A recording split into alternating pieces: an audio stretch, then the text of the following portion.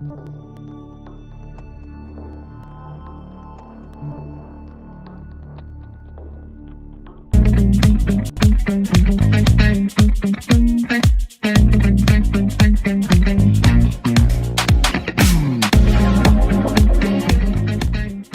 to Books the Biz, the show where real-world business meets real-world results.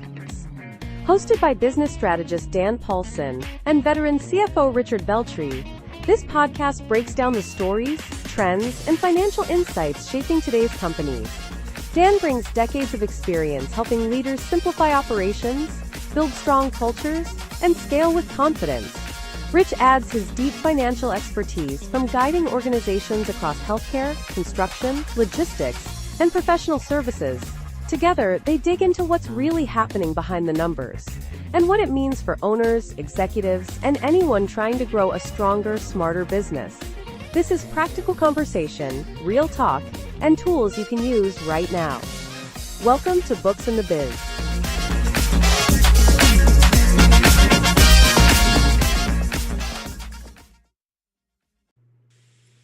Hello, welcome back to Books the Biz. Rich, how are you doing?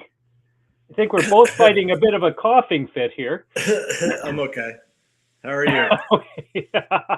Much like you, I am busy hacking up my lungs for some reason today, but we missed last week due to allergies and whatever else is going on, the ick, I'll call it.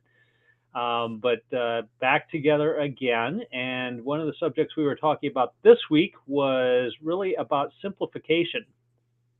I think both of us have been in situations where maybe our clients try to overcomplicate things, which then creates bigger problems with the idea that they're making things better.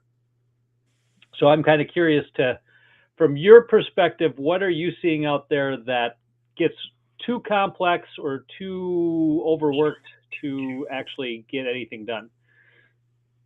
Oh man, we have enough time. There's plenty of examples, right? Just about every job that I've gone into as acting CFO, interim CFO, fractional CFO, everything was complicated. And you're basically sitting there saying, you know, the people coming into the position, the people coming in and buying the company, you know, came from maybe a much bigger or private equity backed company. And then all of a sudden they get this smaller one. And here we go, we're going to fix this one up again. But all of their tasks are based on what they did at the bigger firm. Mm-hmm. And now they get in and they start putting the same tasks in, and you start realizing, well, wait a second, you know, you had a team of 50 people over there. Now you've got a team of 10. How is the team of 10 going to do the same work as 50, you know, regardless of how you look at it? So if you're telling me now I have to hire 40 people, like, doesn't that blow out the whole the whole plan for what you're doing with the company just got messed up because now you got to hire this, you know, inordinate amount of additional people. And I think one of the best examples was a company that ultimately went bankrupt. You know, when I got in and I started looking at what they were doing, concept of the company was fabulous. They were putting medics on oil rigs. And when I got there, I'm looking at all of the processes, which were not written down, you know, and you're trying to figure out what is it that everybody's trying to accomplish and how do we simplify this and how do we get this in front of everybody and say, it doesn't have to be this big. And one of the things that I came up with was, I said, one of the problems they were having was the medics got a paycheck every week, you know, or every 2 weeks, they got a paycheck. Now, they had to sign off on their timesheet that they were on the oil rig for that amount of time. And then they had to hand it in and somebody had to approve it. And then it had to go to the oil rig supervisor who had to approve it. Then it had to go to oil rig owner's accounting department who had to also approve it. You know, by the time that bill got around to even being considered to be paid, it was probably a month or so after that medic got a paycheck. Okay. So you had to pay the medic, and now you had to sit there and wait. And by the time that bill got processed and it said, you know, your, you know, bill is being processed, we'll pay you in 90 days. So by the time you were getting a check from the people who owned the oil rig, it was 6 months. So you needed to have 6 months of capital to cover all of the paychecks that were going to happen over that 6 months, right? Every single month, and you had to get into a rhythm that this money was going to come in every month. And then, heaven forbid, you hit another task problem where the bills didn't go out, Right. which happened. And eventually you start asking, well, why did this company go bankrupt? I just explained it to you. I don't know too many companies that can survive off of waiting 6 months to get paid, especially when they're paying that money day one. Yeah. So this is where you start saying, look, simplify the process, bring it down, automate it. How do you get the signature from the oil rig person without the next medic taking the bill with them and paperwork, and having them wet sign a document out on the oil rig and bring it back? Like, can we simplify this somehow? Stop telling me it has to be a wet signature. And there's no possible way we can maintain this contract, at that level of, capital requirement. So that is a prime example in my head of where, the overarching sort of, prestige of the process, got way out of line with the money.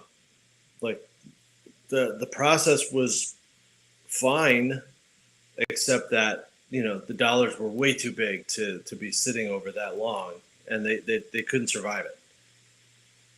Yeah, I think you highlight something, the underlying issues here that I look at are why do we get to this point?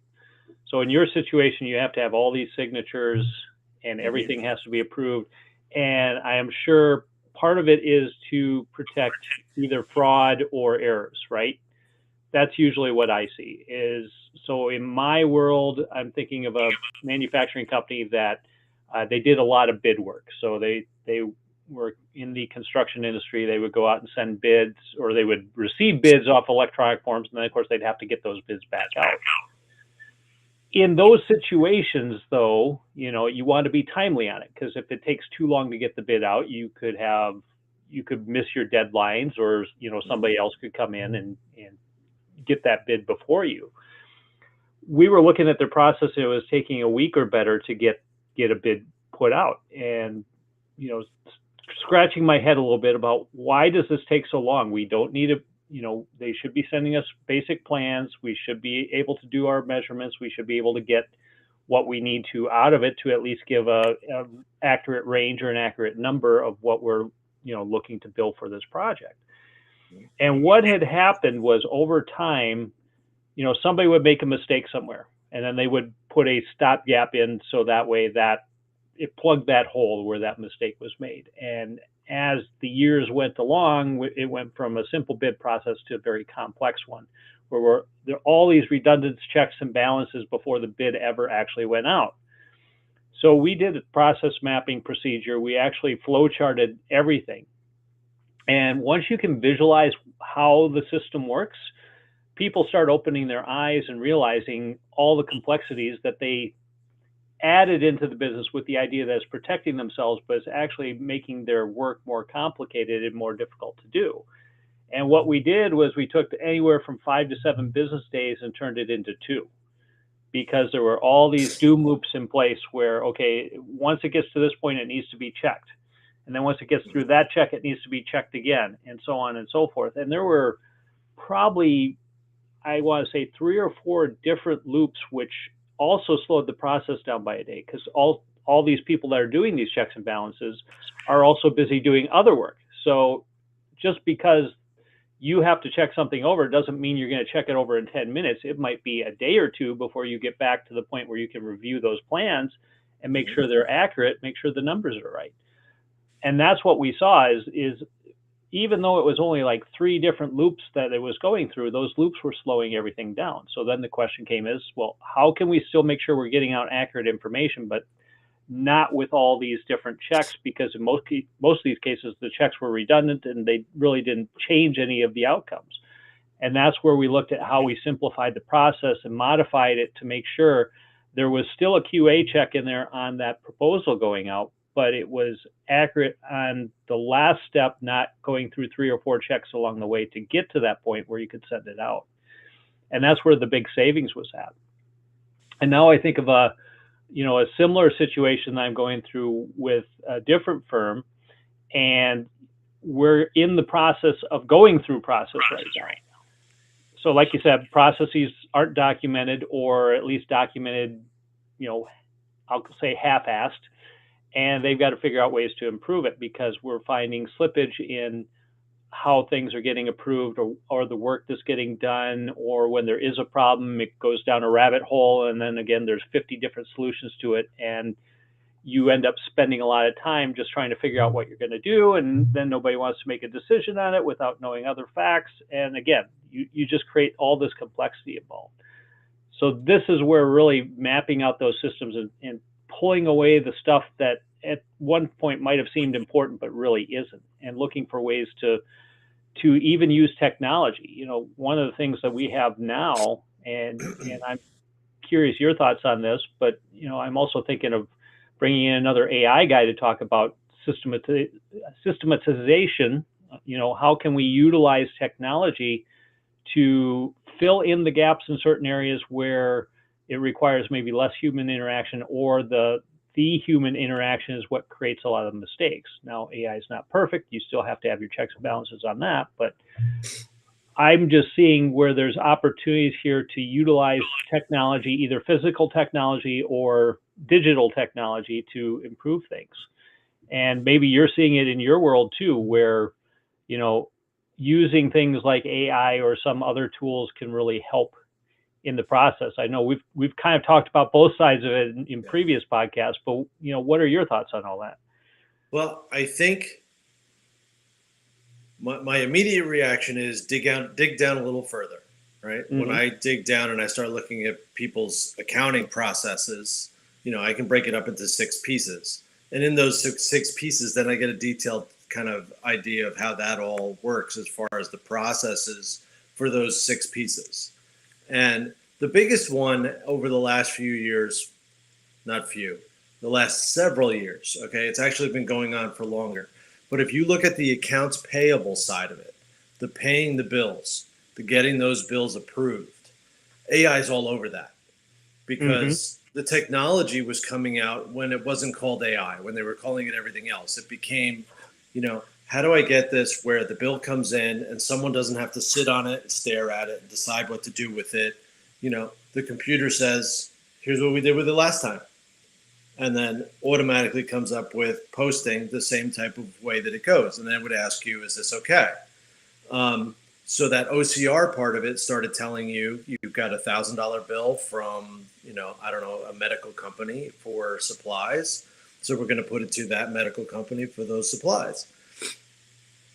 And that you don't realize how much time that takes off of the person sitting there staring at the bill saying, I'm not sure what to do here, or have to go ask somebody about it, or then it gets posted by that person. Then it goes to an approver, and it's all done by the computer. So it goes to the approver, and the approver might get it on their phone and see the bill and go, oh yeah, I knew that. I ordered it. Click. It's okay. Right? And as soon as they say it's okay, into the computer, it gets posted as a valid bill to be paid. And now when you get an accounts payable aging report, it's on there. It says we have to pay this at some point. So the process becomes sort of the push. The technology becomes the speeder upper. It gets faster. And then the approval process was just done in the blink of an eye. But then you have to realize, because at that point you'd realize, oh, wait a second, there's actually 2 processes here, not just one. One is the approval of the bill. One is the approval of the payment. It's 2 separate processes, and it might be 2 separate people who approve the money getting paid. The first person might be an operations person, right? Yes, I ordered it. Yes, it's valid. Yes, we got the materials. Yes, we got the services from that person. They're the ones who know, okay? But they don't follow the cash. So the guy following the cash now says, well, operations approved it. It's good to go. It's on the bills. We have to pay it. We'll pay it next Thursday. He makes the decision of when. So those processes become really I don't want to say easy, but they become a little bit more mechanical, and it takes the variation out of the process, you know? And I think AI will only cause it to be faster. The ones that I worked with are the ones I just described. The ones that are coming out with AI is actually doing a lot of the processing, almost eliminating the person who would have originally held up and started, judging the bill. AI has basically replaced that person, at least partially. Somehow, I don't quite know the mechanics of it, but that's where they're headed. It's I do see improvements there, and having worked with certain accounting software where now, in the past you had to manually enter everything. So if you had your credit card statement, I remember in the old days where I would spend 2 to 3 hours going through a credit card statement, entering it, and almost guaranteed you would transpose a number or you would put the wrong number in, and then when you're trying to reconcile everything, it doesn't balance out. So then you spend another hour going through all the numbers line by line to see which one you screwed up. And now you can just hit a button, it'll download all your information. You go through, and like you said, you check it to make sure it's legit and make sure it's in line with where it's supposed to go in your accounts. You hit save, and all of a sudden you're done. And now a process that took hours can be done, in a matter of minutes, especially if you, once a week go through and check your charges and stuff like that. AI, has definitely got some benefits there, but here's my concern with it. As we get more comfortable with using tools that now have taken, like my description, taken hours and turned it into minutes, I'm also seeing where people are getting too confident in the tools that are out there. So yes, we want to take less complication or make less complication in what we're doing. But if you're not careful and not disciplined enough, you can then put yourself in a situation where you pencil whip it and you didn't really do the checks that you were supposed to do. I'm curious, from your perspective, what do you tell your people in the accounting world or the finance world that they need to make sure that they're doing so that those checks go into place? You kind of explained, when the information comes in, they should be checking it, making sure it's valid. Hopefully the person that's doing the checks remembers the charge or whatever it is. But I could also see a situation here where if you're not careful, because you and I get emails constantly, and I get these emails for stuff, click on this is your bill for XYZ, whatever. And I know it's fake because I'm the only one, dealing with any of that stuff. But I could see a larger corporation where a bill might come in, it might show, hey, you owe $500 on this software, click here to download the invoice, and pretty soon you're in a ransomware situation that you might not be aware of. What kind of are the checks and balances that you have to put in place without extending or complicating the process along the way? I think that where I've seen this stuff coming in,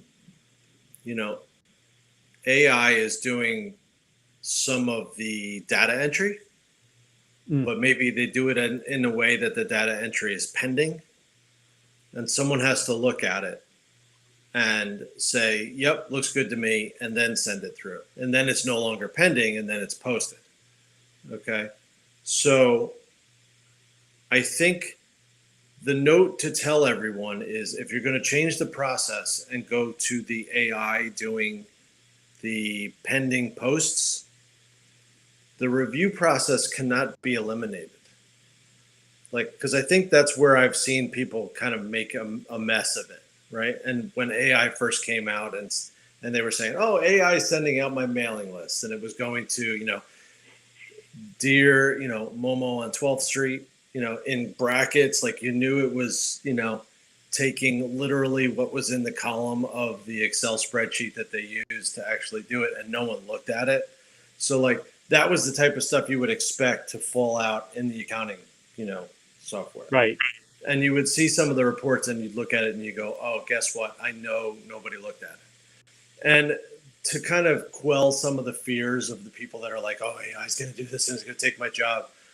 This is no different than when I was an auditor, when I first came out of college, and there were people that, we used to have to do checklists because back when there was no computers, it was paper.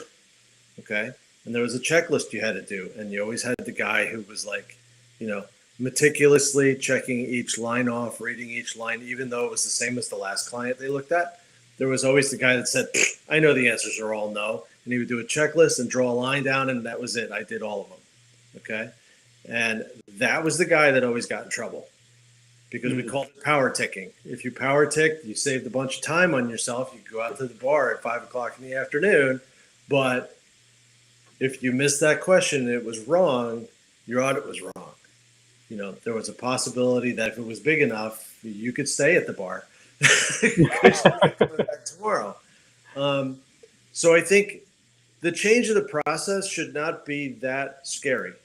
Okay. It's a little faster than I think we've ever seen because the computers move faster than we do, or they can anyway.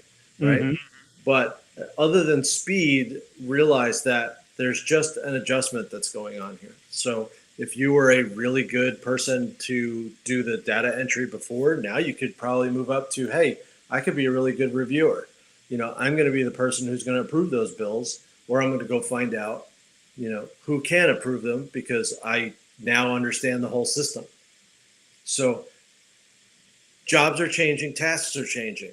Doesn't mean you're out of work and you can't find anything. It means that everything is in an adjustment period. It's a shift.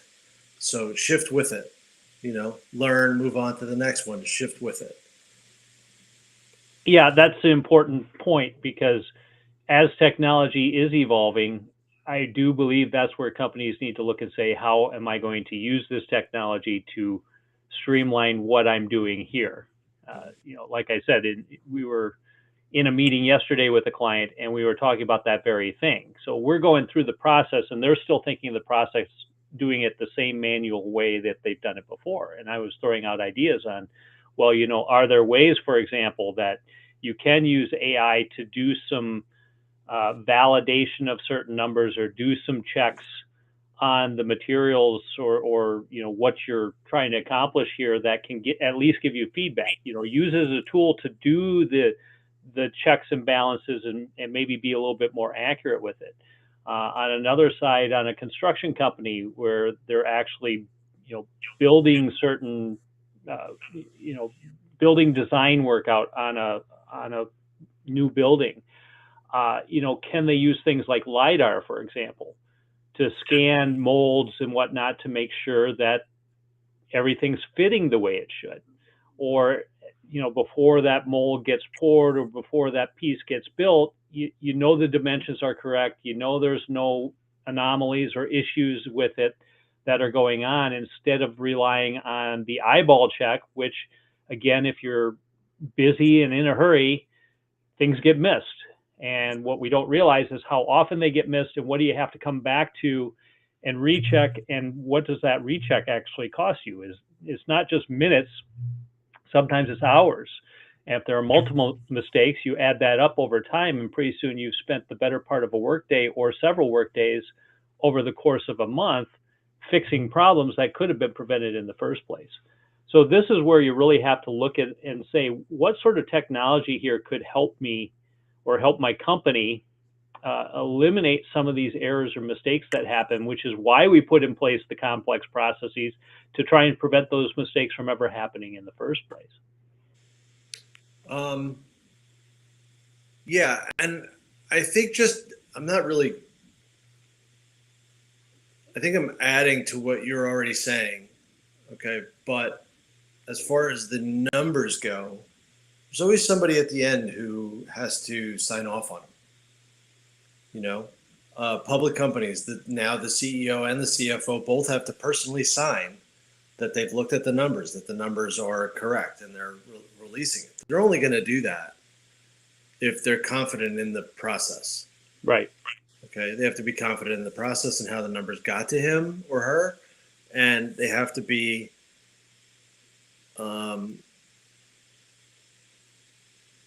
confident that the guy at the next level below him has looked at him at a more detailed level than he even did. Yep. So I keep going back to process, but the process counts. Whether AI is involved or not, the process is still there. The guy who's signing off on that has a process, and he's comfortable that the process got him what he needed to have. And that's where I hit that's where I keep hitting the skids and going back to it and saying, look, if you're changing to AI, change the process. Make it so the process has the same results, that you're confident in the numbers. I mean, when I review a financial report, I want, somebody gave me a financial report the other day. He said, here's how we're doing. I'm like looking at it, and the first thing I asked him was, well, how does it compare to last year? Like, if you're just giving me now, great, good for you, Right. But how does it compare to last year? Why isn't it coming out the same? Why is it not as easy to do a tax return? Or why can I not take those numbers and put them into a new projection? What is your projection? Do you have, how are you using the numbers? So, there's still a comparison, because that will give you hints whether something's wrong. And you have to look at the variations between this year and last year and explain them.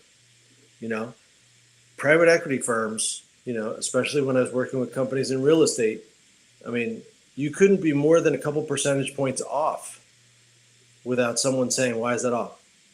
Why are you away from your budget for this much? So that's process. If you're running by the seat of your pants, you don't have a process. Okay. You really don't. You're hopeful that the process develops enough that you're comfortable with the numbers and you go with them. But as you get bigger, you need a process. So no matter what you do with AI, no matter whether you like it, don't like it, follow your process, understand your process, and don't, and get away from titles. That's my weekly plug. Get away from titles, because I don't care about titles.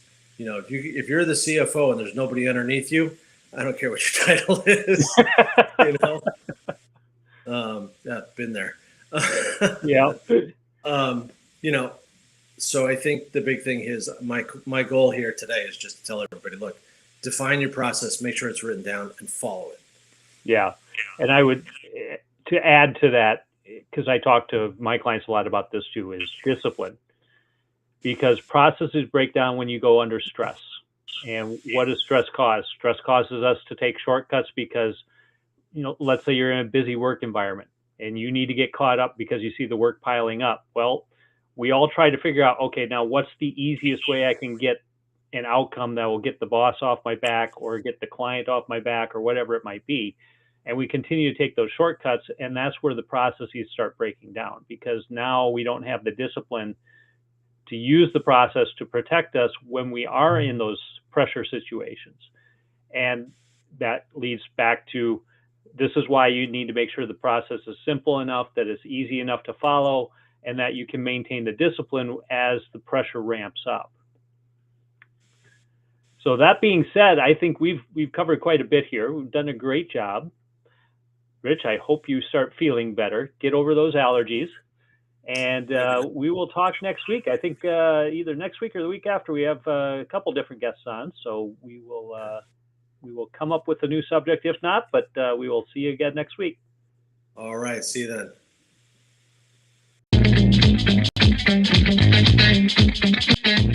Thanks for listening to Books and the Biz.